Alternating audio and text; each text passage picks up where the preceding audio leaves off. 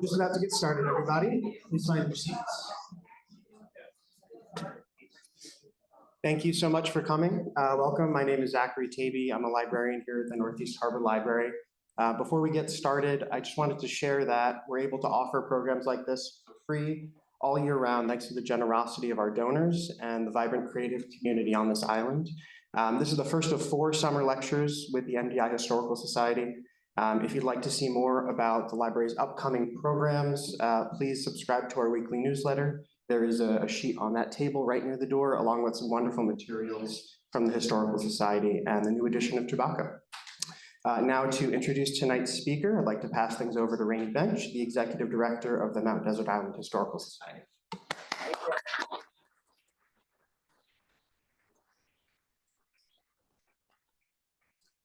Hello, thank you all for being here this evening.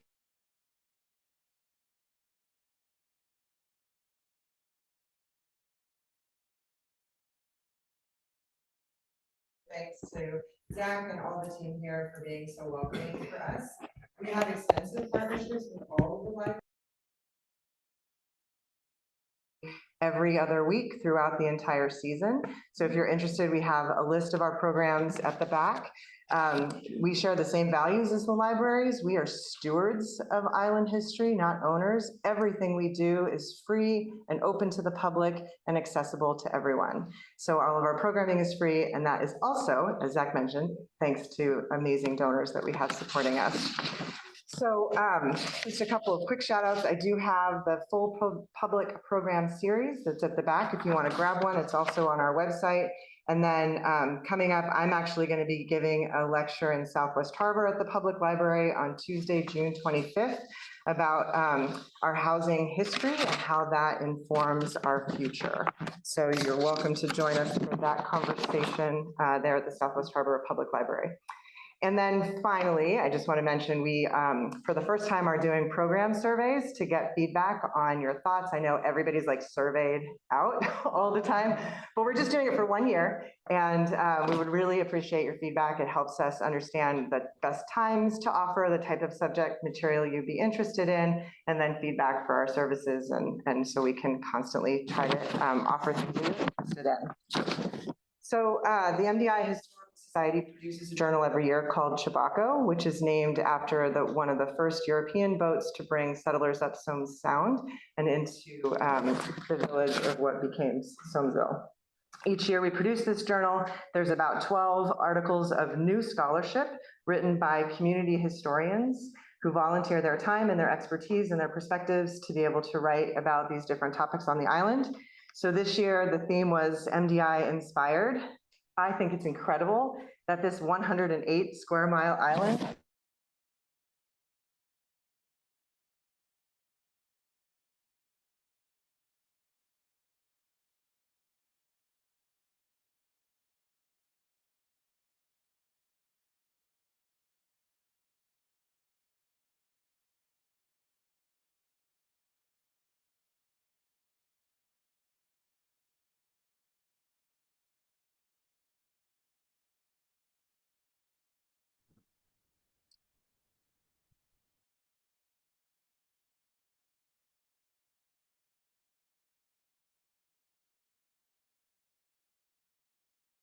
a really extensive editing period that goes through each one of these articles.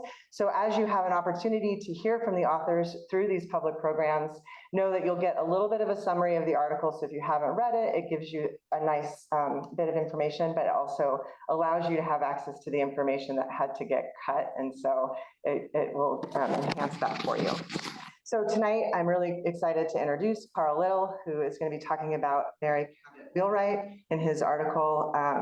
And he also serves as a volunteer on our editorial board. And so I'm really grateful for Carl's expertise and his time with so many different aspects of Chebacco's success. In addition to this article, Carl has just recently released a book on the art of Penobscot Bay by Island Port Press, and he'll be here in the fall signing books. So you have a chance to maybe look for that this summer, and then keep an eye out for his book signing here at the library in the fall. Thank you all very much. Carl, welcome.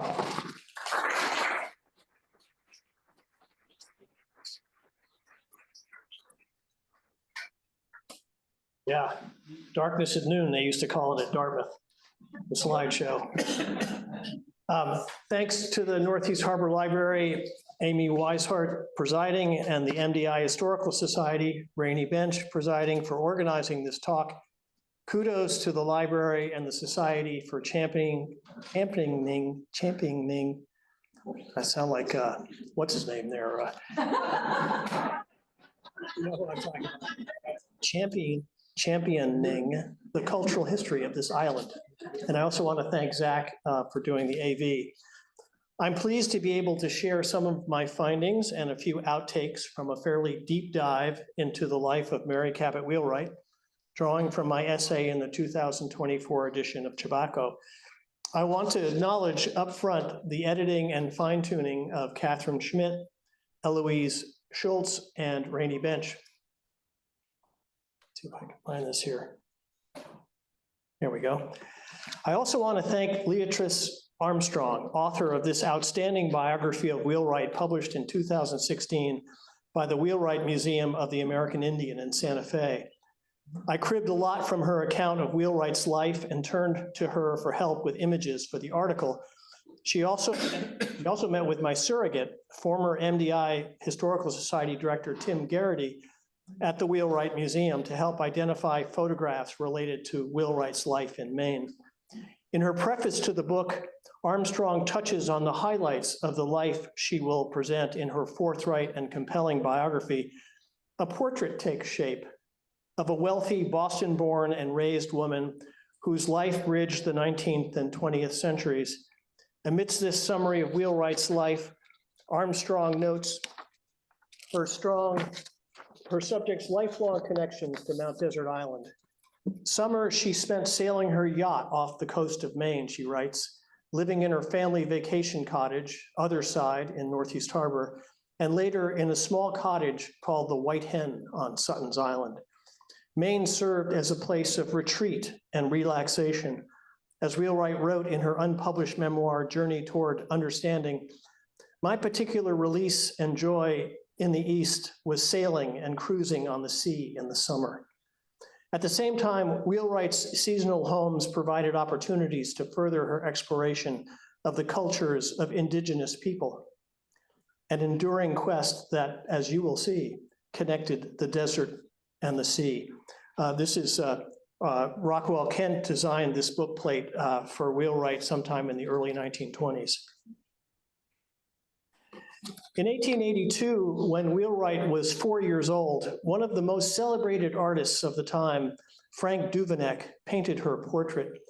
Duveneck had gained stature in the art world by moving away from the romanticism of the Hudson River School to a more direct approach to subjects.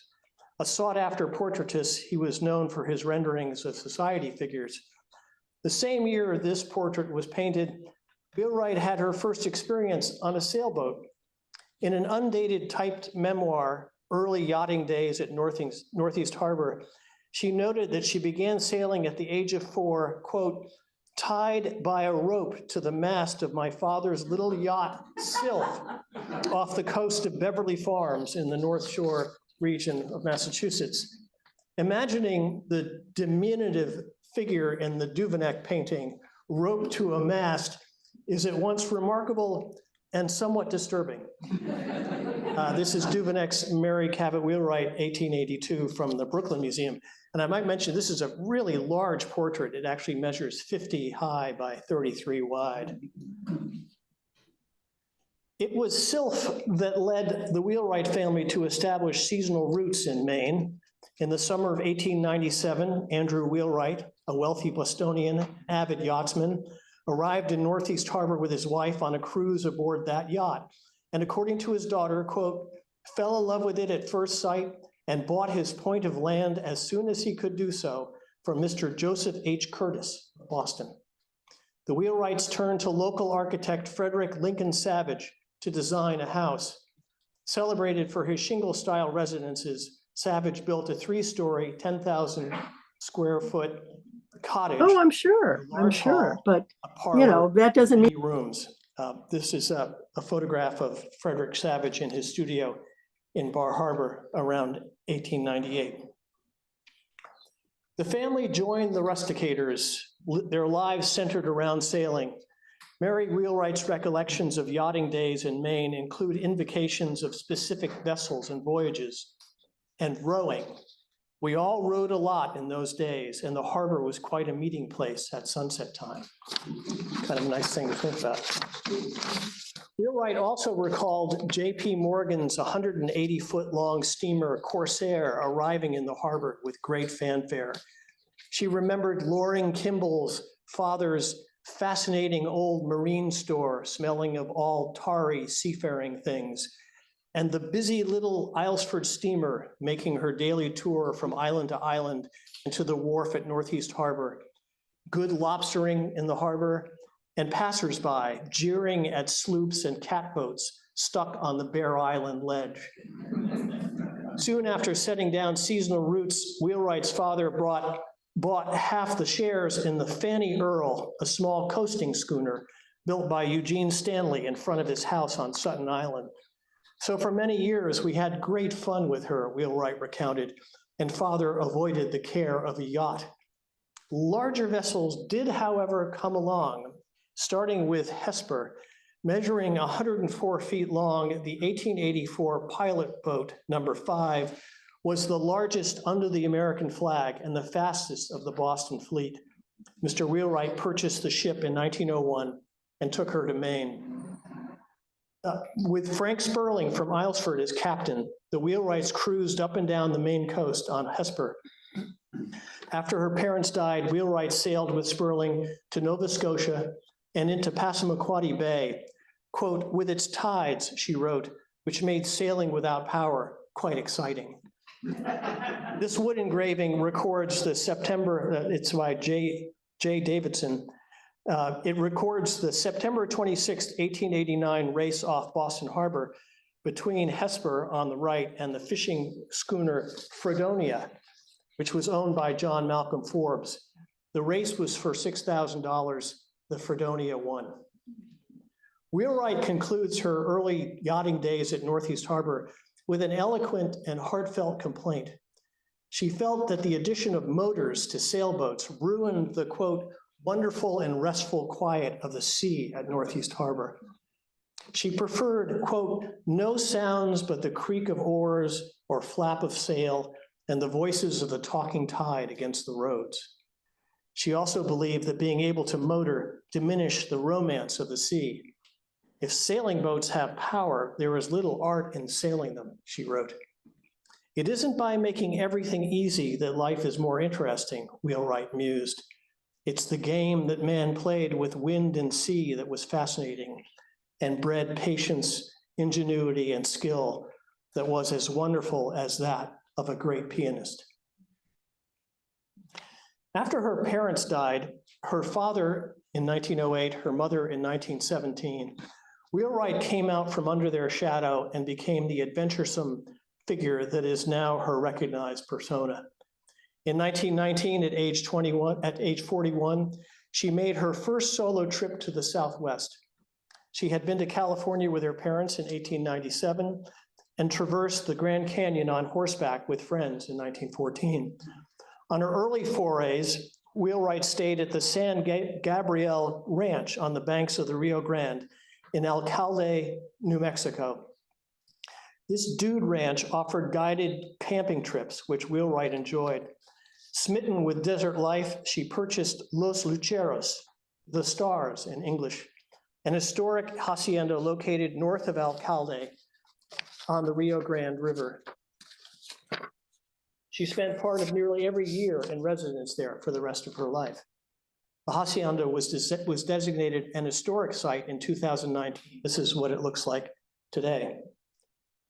And here's a photograph of the hacienda's Gran Sala, or Great Hall as it looked in Wheelwright's day and currently above and below. In the bottom photo on the near wall on the right, you can see Frank Duvenek's portrait of the 4-year-old Barry Wheelwright right there. On a visit to the Navajo reservation in 1921, Francis Newcomb, an advocate of Navajo culture and customs, introduced Wheelwright to Hastiin Klah, an esteemed Navajo spiritual leader and celebrated weaver, sand painter, and ceremonial singer. Their friendship would become the inspiration for and the focal point of Wheelwright's life purpose, to preserve the rituals and knowledge associated with Navajo spirituality. I should note that the term Navajo comes from Spanish missionaries and historians who refer to the Pueblo Indians through this term, which derives from the word Navajo, which combines the roots Nava, field, and Hu, valley, to mean large field. It was borrowed into Spanish to refer to an area of present-day northwestern New Mexico, and later into English for the Navajo tribe and their language. The Navajo refer to themselves as the Dine, meaning the people. This is a portrait of Hastiin Klah from the Wheelwright Museum.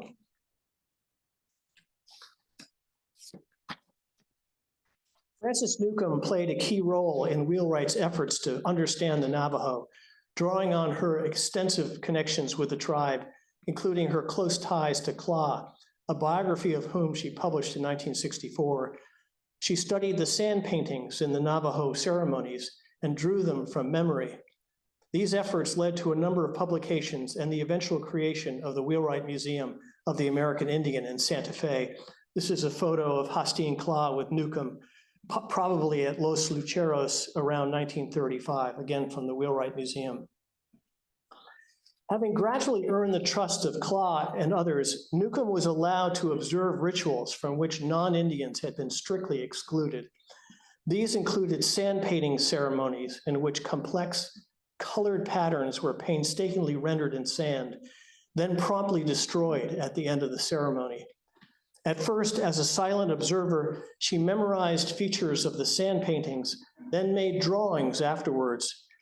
She writes, "Since pencil, paper, or camera were not allowed in the lodge, I had only my memory to depend on. In later years, I trained myself to concentrate, and if allowed to remain in ceremonial hogan for a half hour, I could reproduce the painting without an error."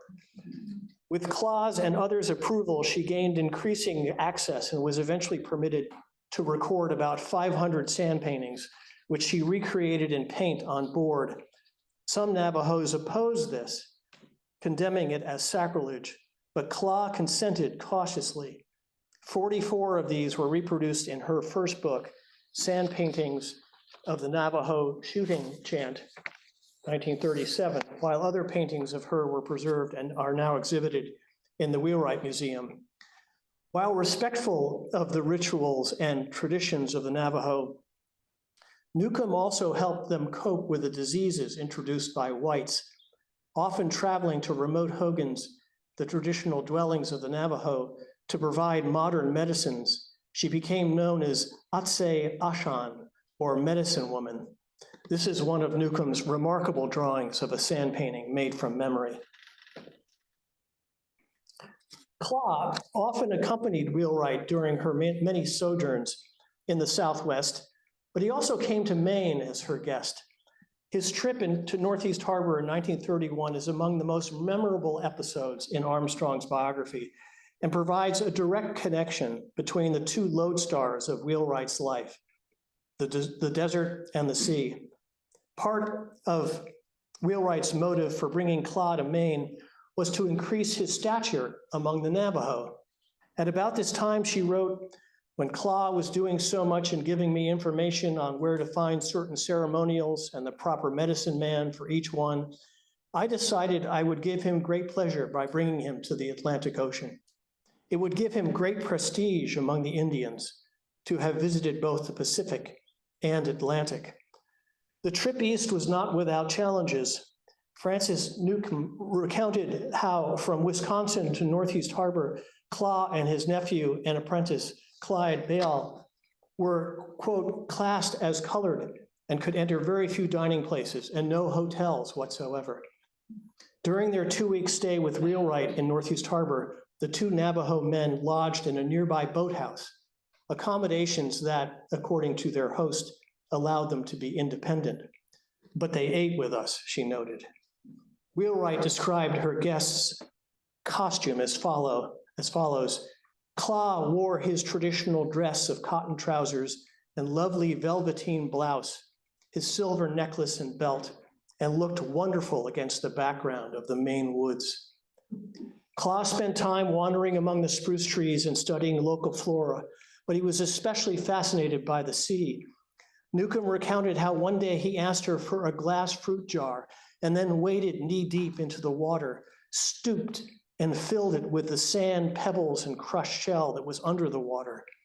When asked why he did this, Klah replied, "It is a symbol of the land that holds the ocean, and it is very powerful." This is Clyde Bale and Hastiin Klah on Seal Harbor Beach, 1931. During his stay, Wheelwright asked Klah to make a sand painting on the terrace of her Northeast Harbor home. He created a house blessing design using white sandstone collected in the hills nearby. The sand along the shore, he said, would cut his fingers. In a short video highlighting Klah's visit to Maine, Wheelwright describes another sand painting made on her terrace, The Black Wind, a Navajo design surrounded by snakes. She reported that, quote, several people came to see it.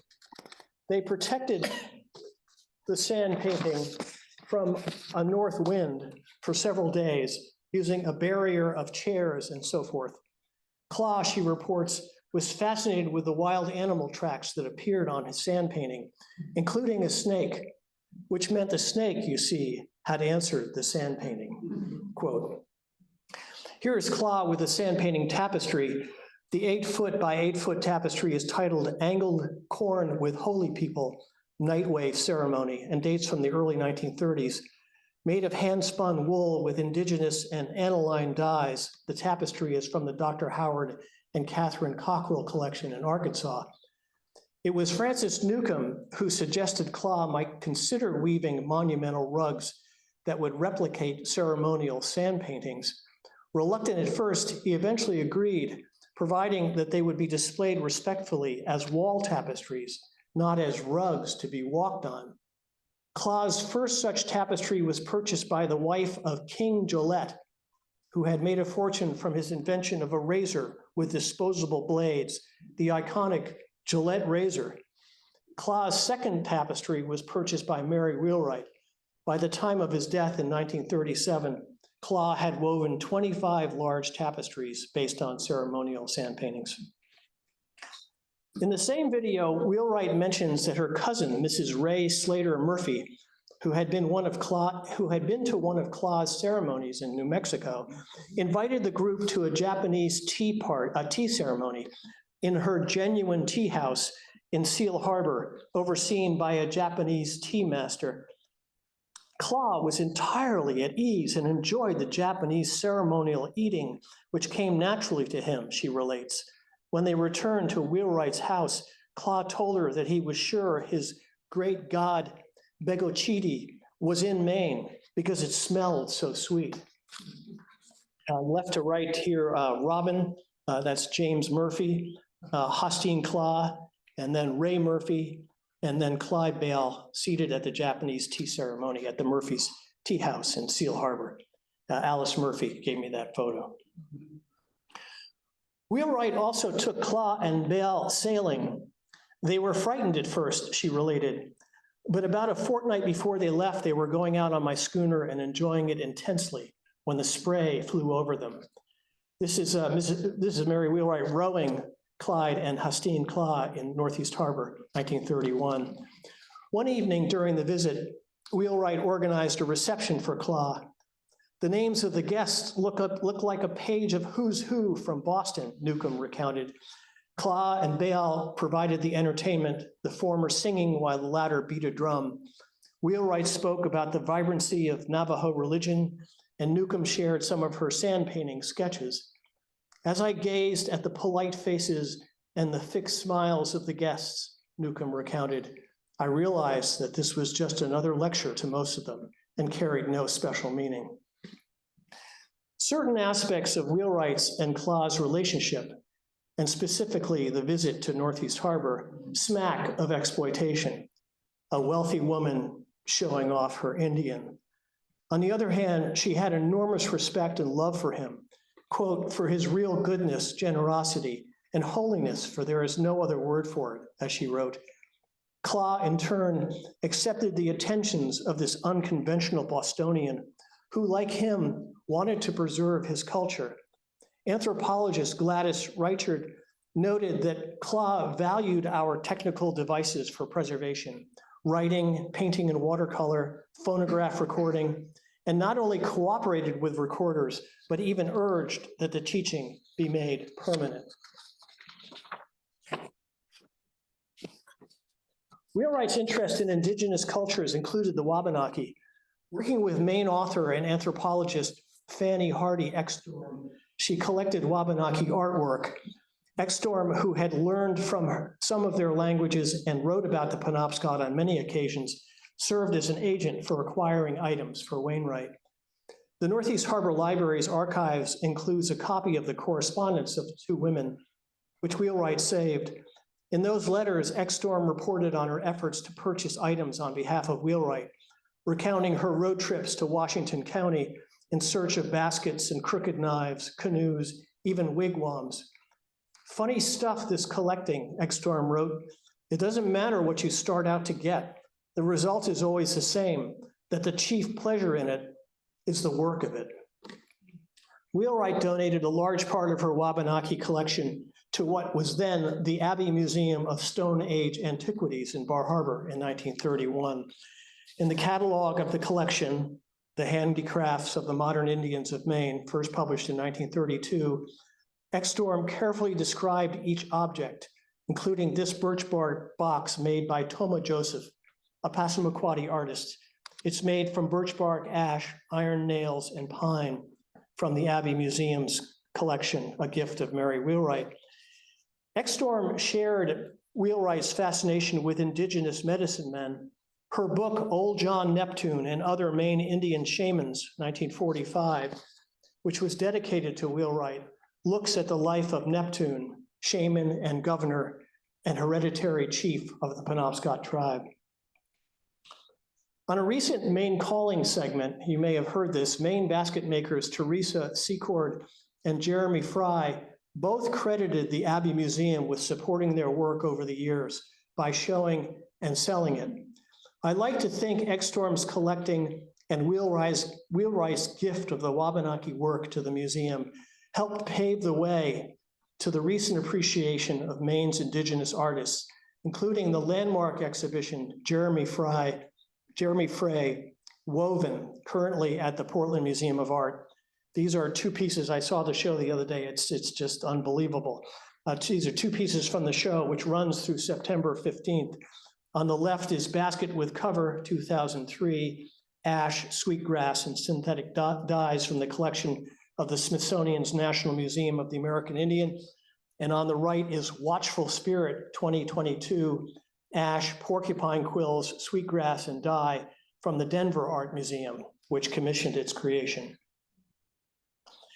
In the closing text for the Wheelwright collection catalog, Ekstrom wrote, "One learns to respect not only the craftsmanship of the Indian, but his mastery of color and design. And anyone who tries to reproduce one of them will have at least taught himself the lesson of knowing the difference between hastily contrived, cheap articles offered for sale to unthinking purchasers and the really good designs and workmanship of which the Indian is still capable if there is a demand for artistic work." Wheelwright shared Ekstrom's disdain for commercial replicas. Armstrong devotes a chapter of her biography to Wheelwright's efforts to encourage Navajo artists to work from traditional motifs using time-honored techniques rather than producing cheaply made knockoffs. Her advocacy included calling for vegetable instead of synthetic dyes for weavings. Wheelwright's efforts to try and improve native arts carry more than a whiff of colonial-like sovereignty that persists today. The idea that Indians have to be traditional ignores the adaptations they must make for survival. That said, her actions seem well-intended. My object, she wrote, was to help in producing a more beautiful but not too expensive blanket. Otherwise, the industry would not pay.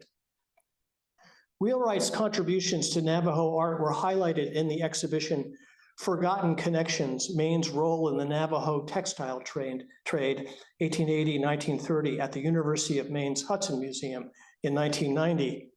Not only, the curators wrote, not only did Wheelwright's suggestions boost the slumping textile trade by returning it to its beginnings, even today, contemporary pieces continue to reflect her influence. This is a photo of Philomene Solis Nelson, Teresa Secor's great-grandmother, selling baskets on Indian Island in 1953.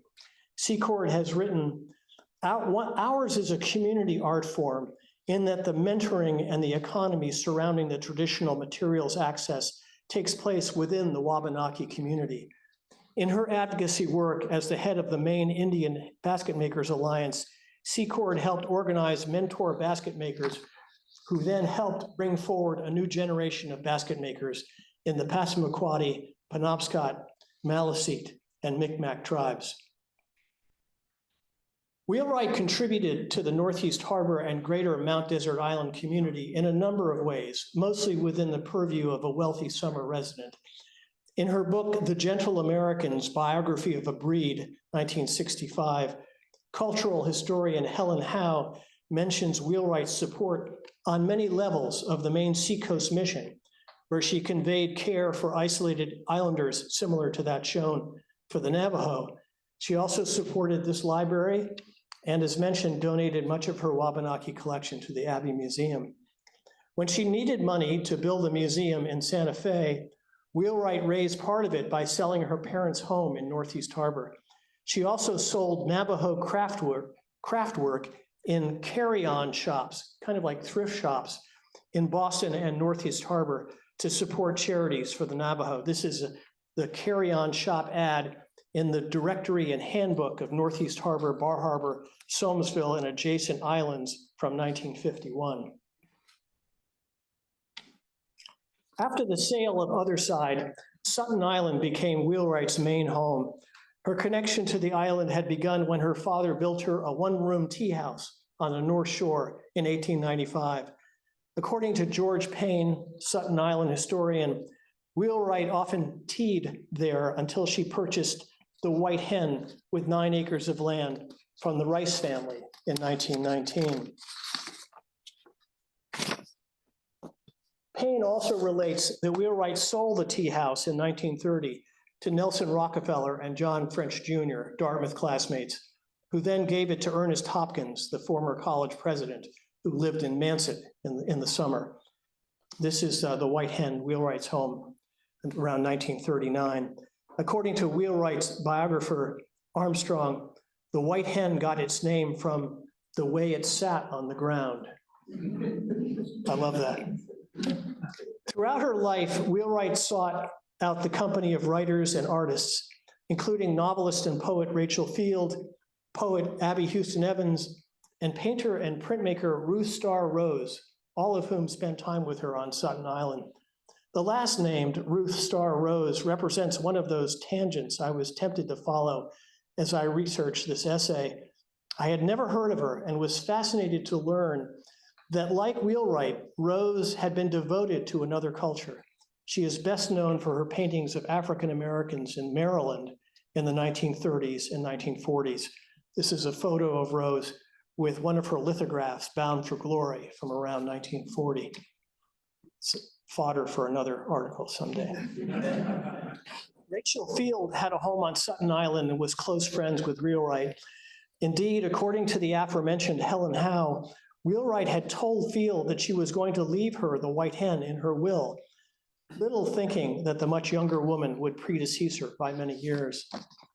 The Cranberry Isles served as a muse for Field, inspiring some of her best-known writings, including the poem, If Once You Have Slept on an Island, and the biographical novel, God's Pocket. This is a photograph of Rachel Field on a dock on Sutton Island, part of the collection of the Schlesinger Library at Radcliffe.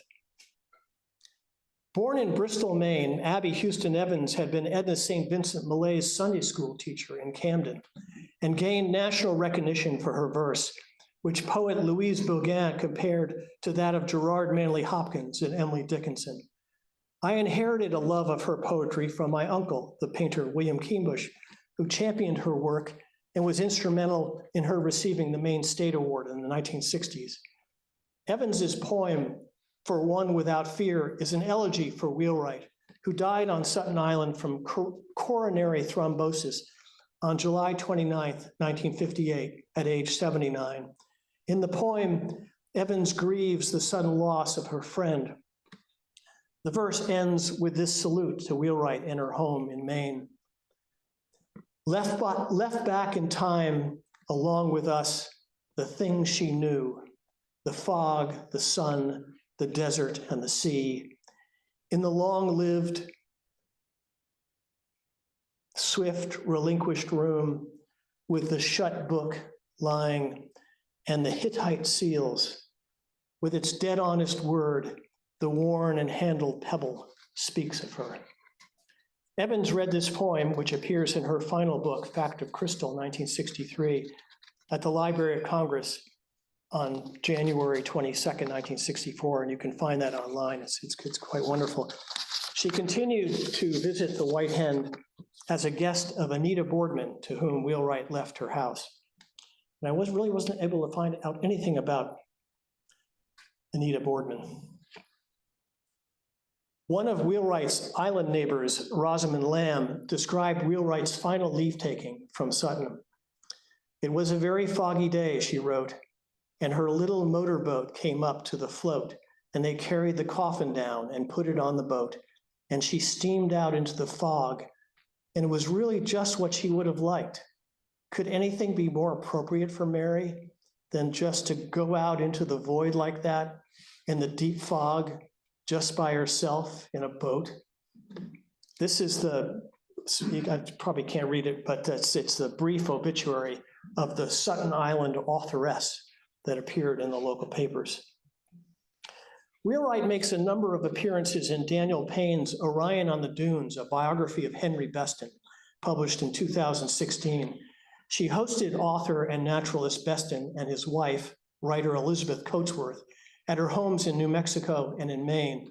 She introduced them to Navajo culture and to Hastiin Klah and took them sailing. This photo, taken in 1930, shows Wheelwright and Beston reclining on the deck of Lyria with Frank Sperling from Islesford at the helm.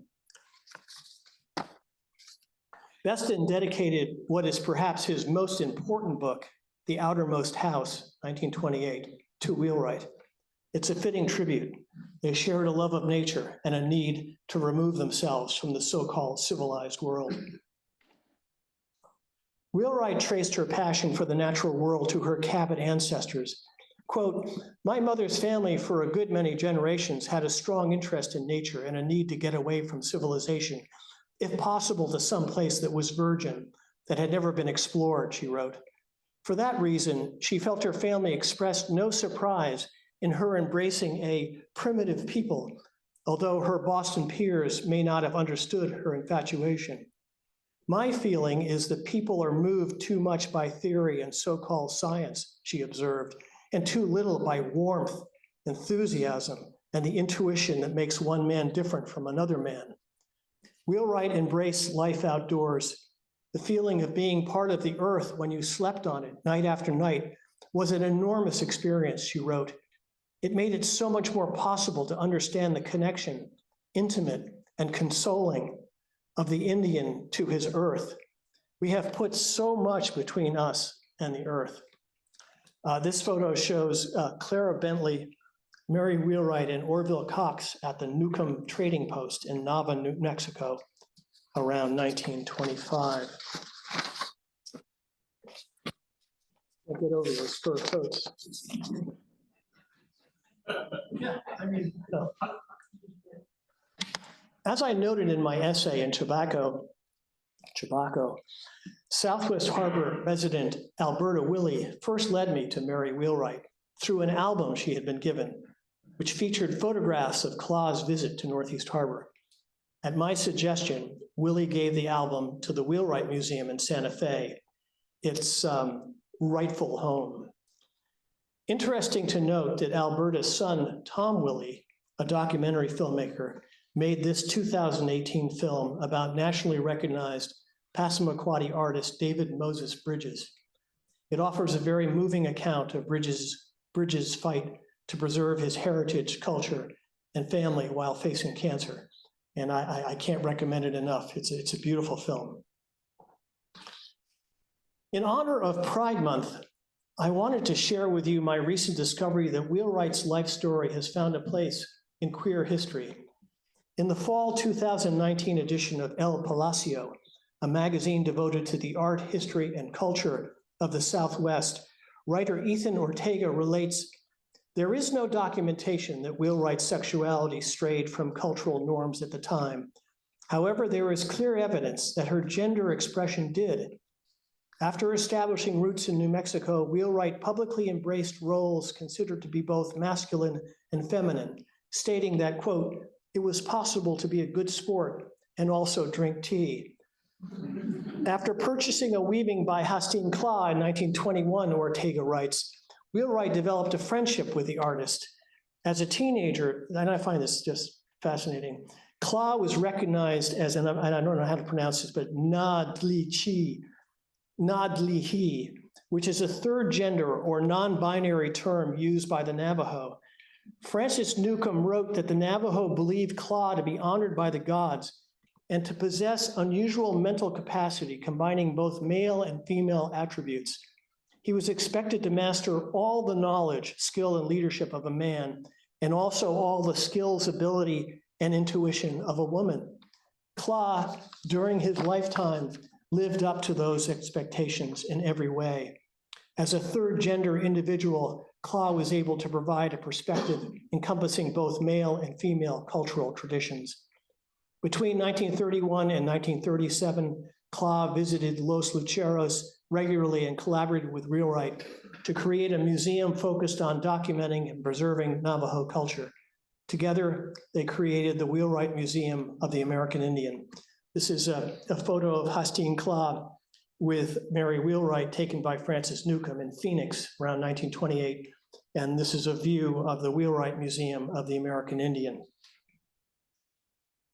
This photo shows Wheelwright entering El Santuario de Chamayo, a Roman Catholic shrine in Chamayo, New Mexico. When we consider Wheelwright's legacy, one can argue that her commitment to indigenous cultures played a crucial role in raising awareness of worldviews and peoples who in the minds of most had been either forgotten or presumed destined to assimilation. She shed her proper Bostonian heritage and took to the desert and the sea in order to find herself. She bridged more than centuries. She spanned cultures. Wheelwright's life, as she put it, was a journey towards understanding. Thank you.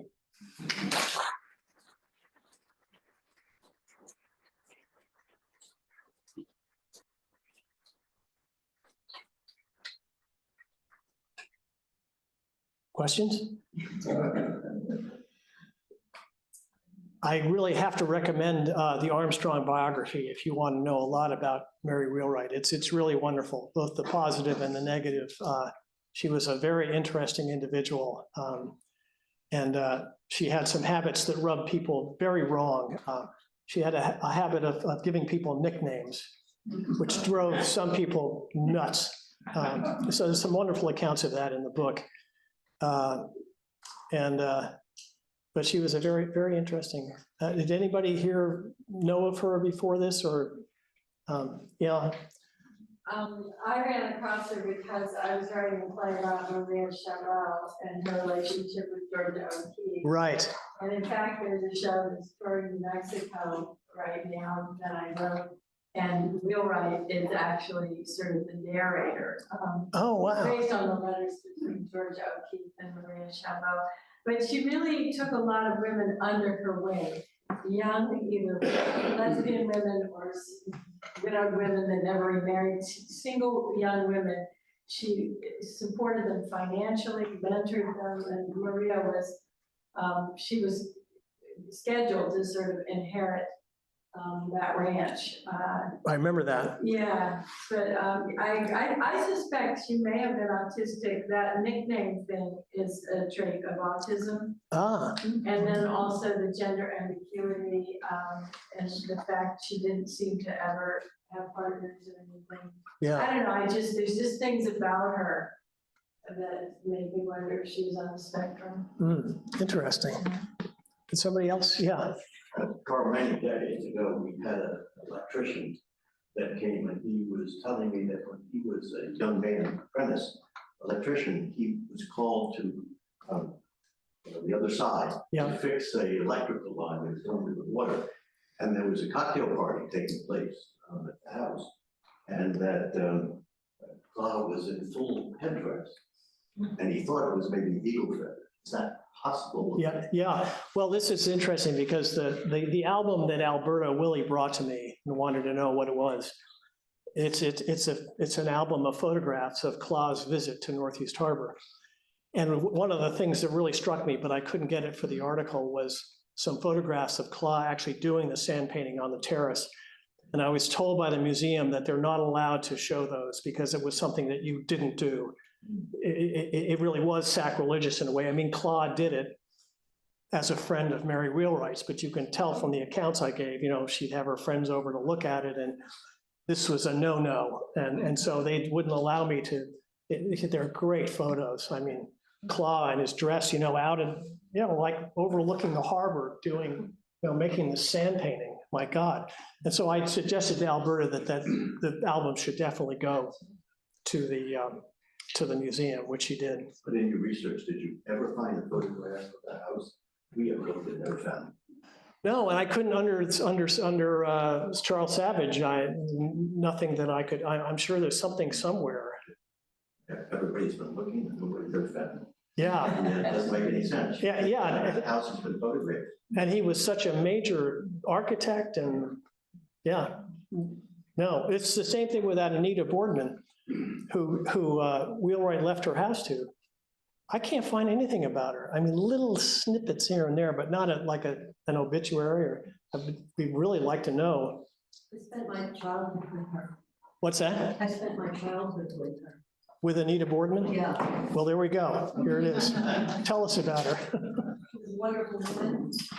She was very old by the time I knew her. Our house is next door to the field house on Sutton. Okay. And so Mrs. Boardman was friends with my parents. And she was by that time quite elderly and had a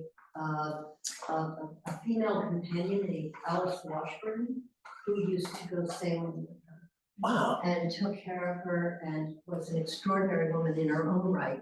So there were a lot of these situations on Sutton where Bostonian women who had obviously either outlived their husbands or never had any would summer on these houses. Lyman was next door, Mrs. Lyman was next door. Oh, yeah. And they were all very interesting people. What I don't know is anything about her provenance because I was too young. Yeah. I can tell you all about her, but she was quite at that time old and Yeah, I was really curious.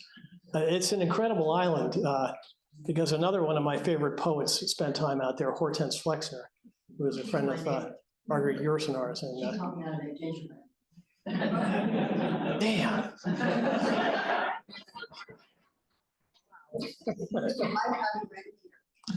No way. That's wonderful. Yeah, and and I mentioned Abby Houston Evans. She's very special to me as a poet. I recommend and I take any chance I can to promote her work. She wrote 3 very slim volumes of verse, and then there's a collected from the University of Pittsburgh.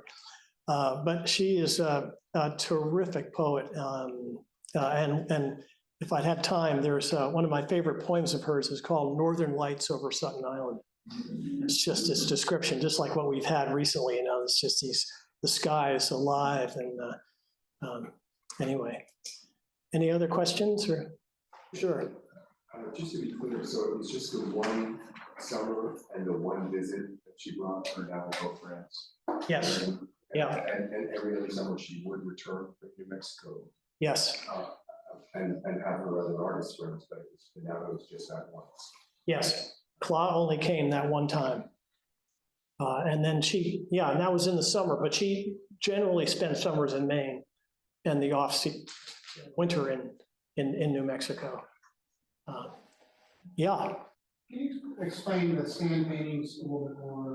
Is this like a Tiberian style? it is a lot like that from my understanding. And it's something that they had all different kinds of designs that they had for particular ceremonies. And I believe like the Buddhist practice, they would do them and then they would destroy them afterwards. And so that's what's so remarkable about Frances Newcomb. I mean, she's worth a whole other story. Being able to remember those designs and recreate them, and so that we have that record of them. Quite amazing. Yeah, yeah. In your article, you talked about the sand that they used. And so he said he couldn't use the sand from the beach, it would cut his fingers. Yeah, And so I wondered if you had any verses, so that's why he took the sand from the hill. yeah, And I thought, where did he get it from the hills? And yeah. where did he cut his fingers? I had that same question. Okay. Yeah, it was, I think it was like a sandstone, but I don't know where you'd find that Right, near here. It said from nearby hills. yeah. Sand beach. Yeah, yes. What was Newcomb's background? Did she have an academic background? She was sort of like, no, I shouldn't say she was sort of like Wheelwright. She was very interested in the Navajo culture, both as an anthropologist. She studied anthropology? I don't know if she actually studied it. She and her husband had a trading post for a while, which ended up burning down, which sent him to becoming an alcoholic, as I remember. And she went on to work with Wheelwright and introduced her to Klah and everything after that. But there's a lot of literature on her. Her papers are somewhere in the Midwest. I can't remember, but there's an archive of all of her papers. And she did a lot of different things. Wrote the biography of Klah, did the sand paintings, and then apparently also helped people medically, which is kind of amazing. Yeah. Seems to tie in kind of an interesting way with some of the early modern, American modernist interest in Native American culture. You think of people in New Mexico, Stieglitz Circle, Marin, Hartley, O'Keefe. D.H. Lawrence, Maple Dodge. Is there a broader social context for her in that? Well, she was friends with O'Keefe. O'Keefe came to visit her at Los Lucheros. But I don't know, I keep finding more connections. It's kind of remarkable. I was in touch with someone recently who made the connection between Abbe Houston Evans and Marcin Hartley, which just blew my mind. Two of my favorite human beings. And apparently, Hartley, I think, started the correspondence. His end of the correspondence doesn't exist, but all of Abbe Houston Evans's letters to him are available. And she's talking about seeing a show of his Katahdin paintings, you know. Whoa. But I'm sure that they all knew each other. I mean, it was a pretty, right? I mean, I don't know how far Taos is from Alcalde and stuff like that, but I imagine that they got around. Well, thank you so much.